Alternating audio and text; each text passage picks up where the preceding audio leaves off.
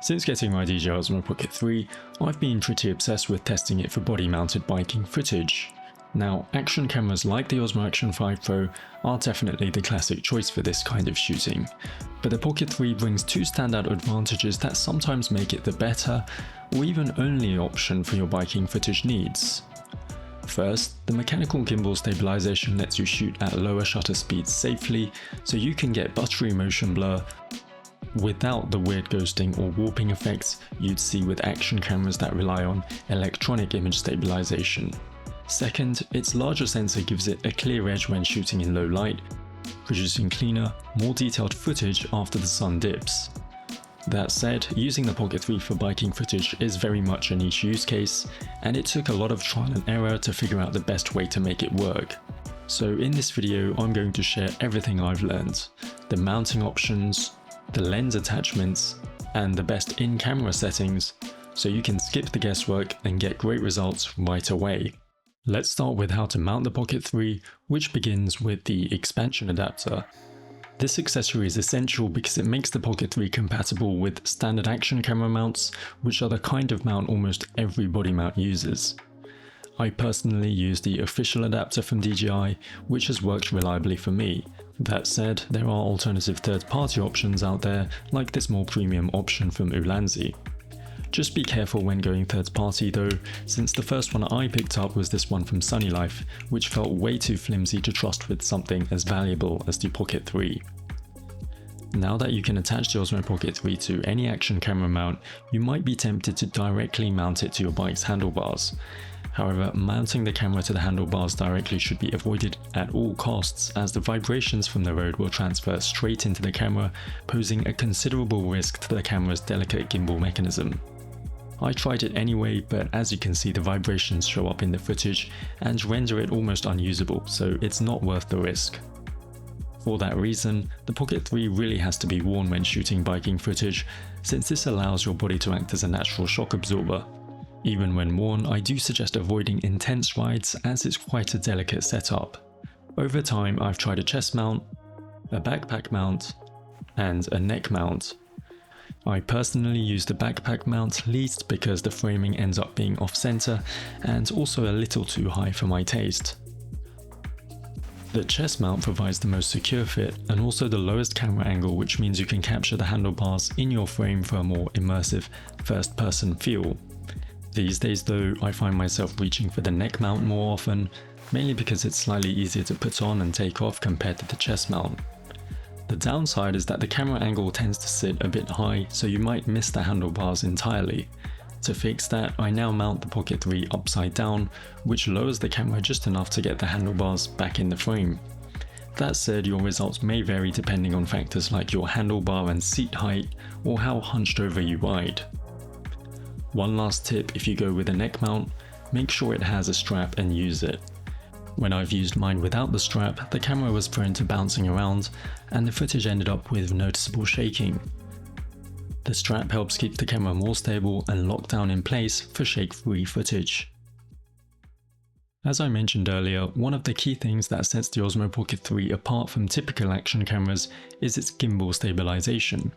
This allows you to shoot using lower shutter speeds to create natural-looking motion blur. Trying to do the same with an electronically stabilized action camera like the Osmo Action 5 Pro often leads to ghosting and artifacts, something that's hard to fix because it's essentially a catch-22. Lowering the shutter creates motion blur, but trips up EIS. Raising the shutter helps EIS, but you end up with no motion blur in each frame. So one way to play into the Pocket 3's strengths is by shooting at lower shutter speeds.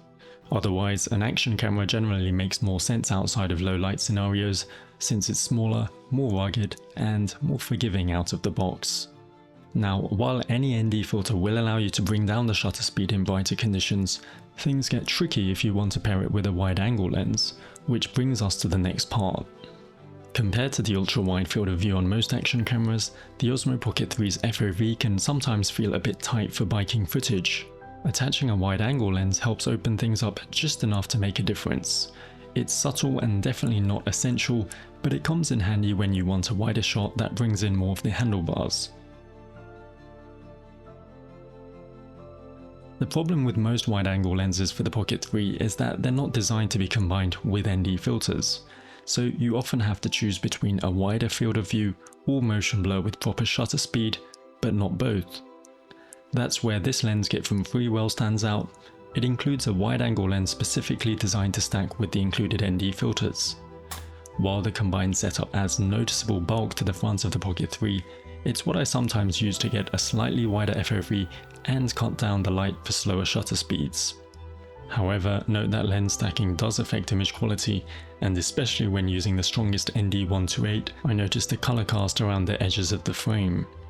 It's worth noting that the kit also includes an anamorphic lens, which also gives you a wider field of view horizontally, but without affecting the vertical framing. It also adds some classic anamorphic characteristics, like those cinematic blue lens flares, which can give your footage a more stylized, dramatic look. Now that I've covered the physical setup, let's take a look at the in-camera settings I use, starting with Wearable Mode, which offers 3 key benefits. First, it makes sure the camera always powers on in selfie mode, which ensures it's facing forward when mounted on your body.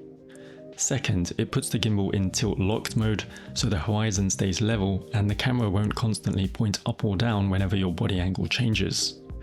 And third, it enables double tap to recenter the gimbal. That means you can quickly reset your framing straight ahead without needing to touch the joystick or reach for the DJI Mimo app. Now, while I highly recommend using the DJI Mimo app on your phone to check and monitor the framing every now and then, as you get more comfortable and confident with your setup, you'll find yourself needing to check it less and less. Besides using Wearable Mode, there are 2 more camera settings I adjust for biking footage, which are the autofocus and noise reduction settings.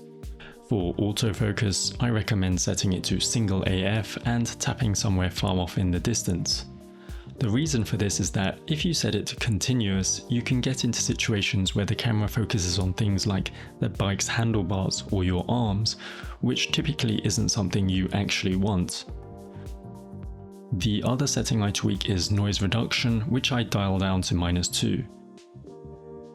I covered this in previous videos, but in short, the default level can introduce unwanted ghosting and blur artifacts in motion-heavy shots, especially when shooting in D-Log-M. Lowering the value avoids that unwanted in-camera processing side effect, and if you do need noise reduction, you can always apply it in post anyway. So that's my full setup and workflow for capturing smooth biking footage that really plays to the Osmo Pocket 3's strengths. It might not be the perfect solution for everyone, but hopefully it gives you some food for thought and helps you make the right considerations for your own setup.